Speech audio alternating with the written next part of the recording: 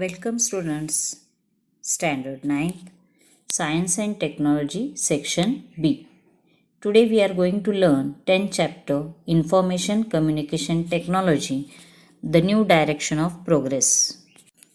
In this topic we are going to discuss important components of a computer, different types of software, importance of information communication in science and technology, and opportunities in the field of computers.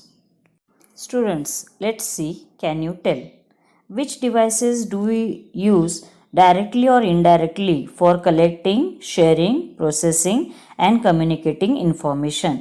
आपण माहिती एका ठिकाणाहून दुसऱ्या ठिकाणी देण्यासाठी किंवा communicate करण्यासाठी कोणकोणते डिव्हायसेस वापरतो? दैनंदिन जीवनामध्ये कॉम्प्युटर आहे, रेडिओ, टेलिव्हिजन, टेलिफोन, स्पीकर आहेत, वेगवेगळ्या प्रकारचे camera, printer, internet, satellites, plotter, modem, rotor अशा अनेक माध्यमातून आपण माहिती एकमेकांच्याकडे पाठवण्याचं किंवा शेअरिंग करण्याचं काम करत असतो.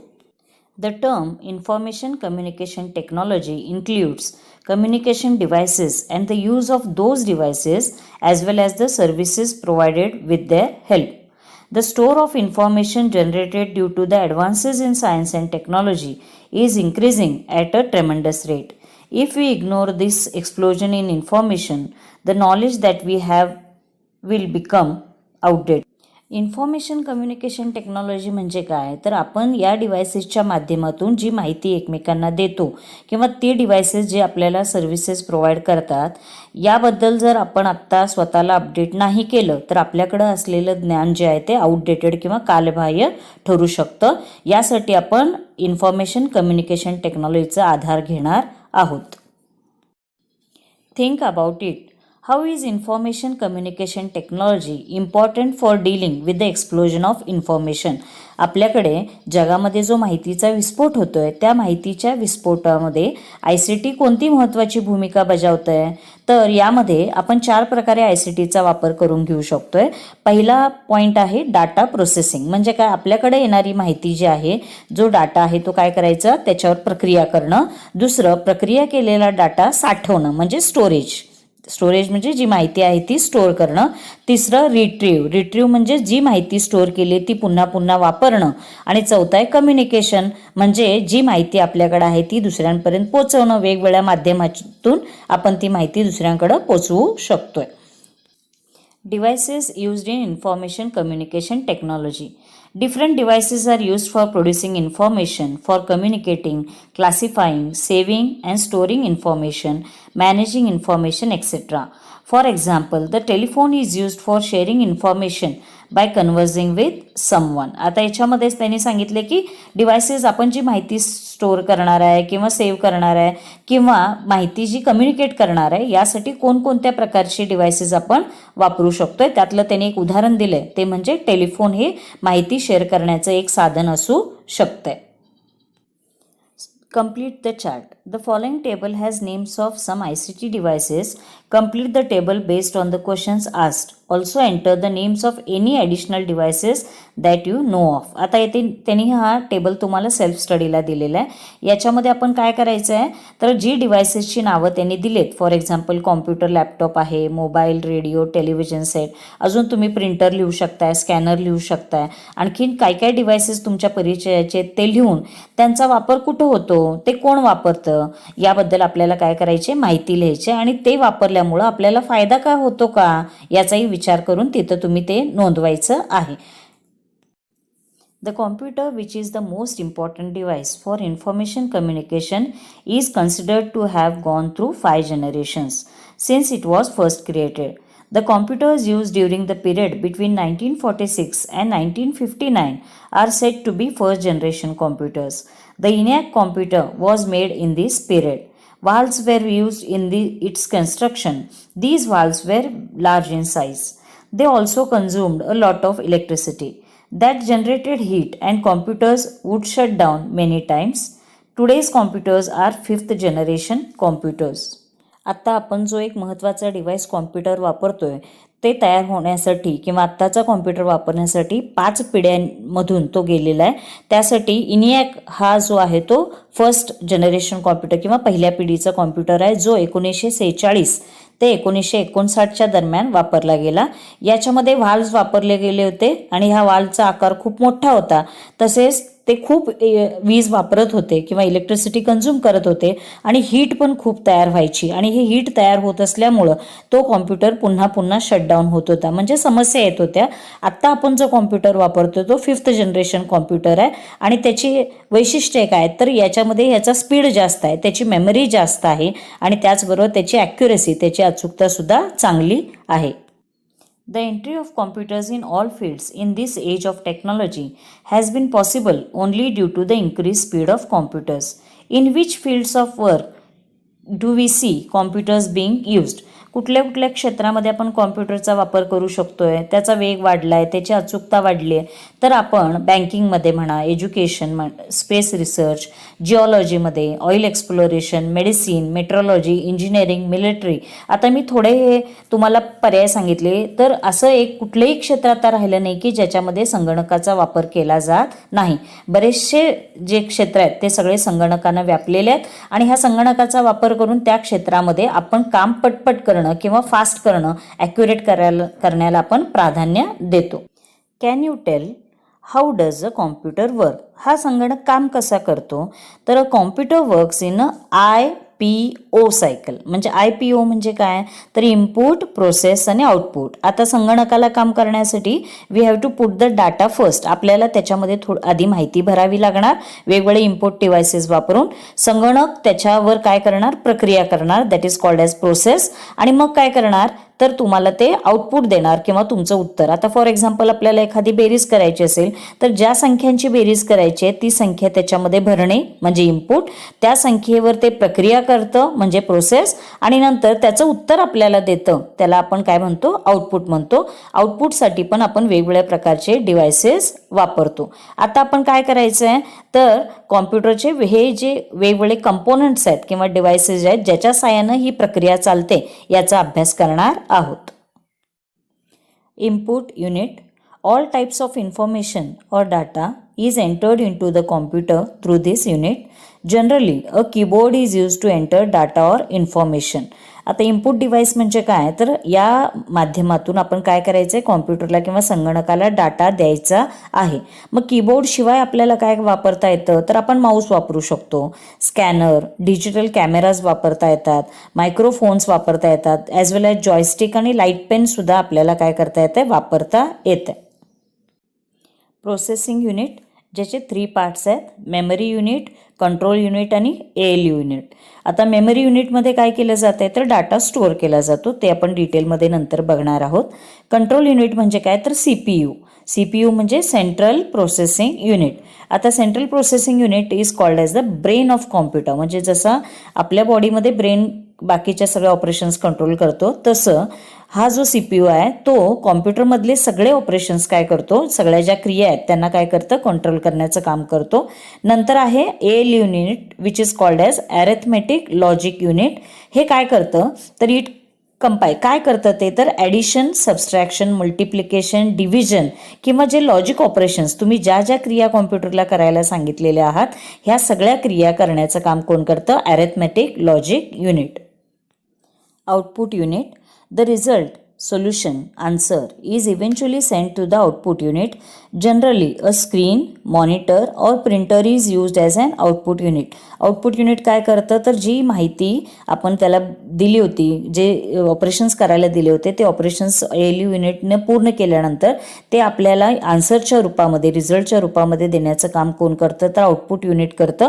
आणि यासाठी आपण मॉनिटर म्हणा, प्रिंटर, प्लॉटर, स्पीकर, हेडफोन्स किंवा GPS असे वेगवेगळ्या प्रकारचे डिव्हायसेस आउटपुट डिव्हाइस म्हणून वापरू शकतो.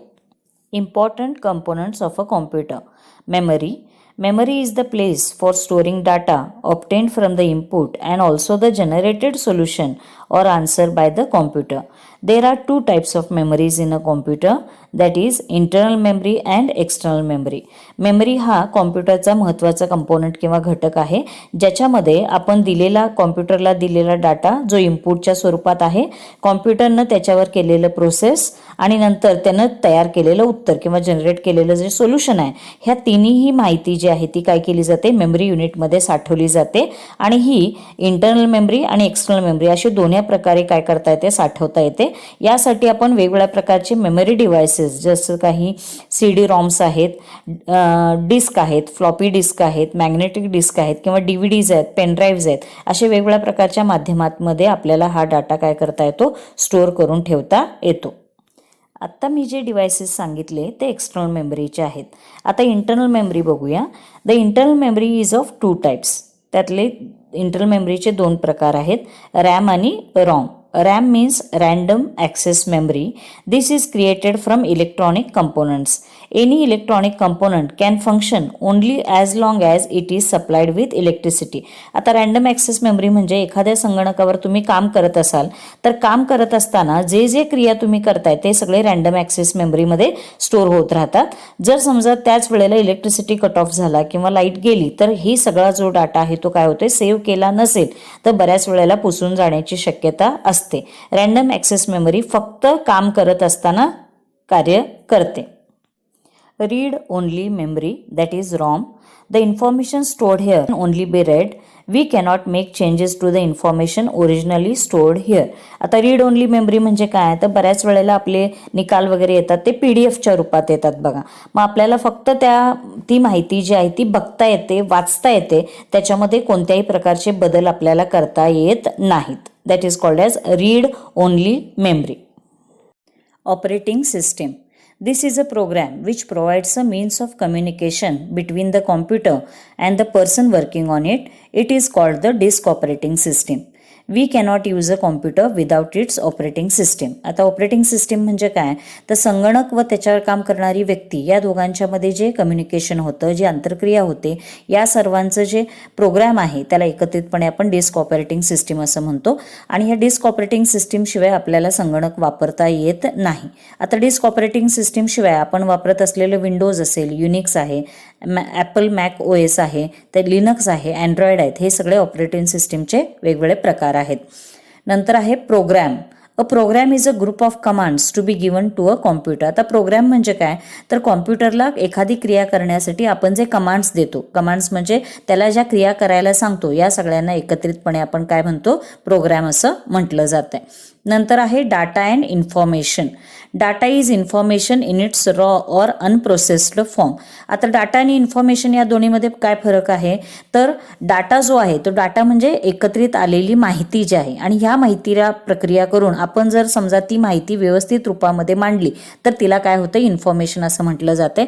डाटा ही कच्ची माहिती आहे, रॉ फॉर्म म्हटले म्हणजे कच्ची माहिती आहे, जी आपण नंतर त्याच्यावर प्रोसेसिंग केल्यानंतर त्याचं इन्फॉर्मेशनमध्ये रूपांतर होतं. Two main components of computers. First is the hardware. Hardware consists of all the electronic and mechanical parts used in computers. म्हणजे हार्डवेअर हे काय, तर आपण जे इनपुट डिव्हायसेस, आउटपुट डिव्हायसेस म्हणजे किंवा CPU आहे, मेमरी युनिट्स जे वेगवेगळ्या प्रकारचे वापरतो, ह्या सगळ्या इलेक्ट्रॉनिक आणि मेकॅनिकल जे पार्ट्स आहेत या सगळ्यांना एकत्रितपणे कॉम्प्युटरचं हार्डवेअर असं म्हटलं जातं. सॉफ्टवेअर.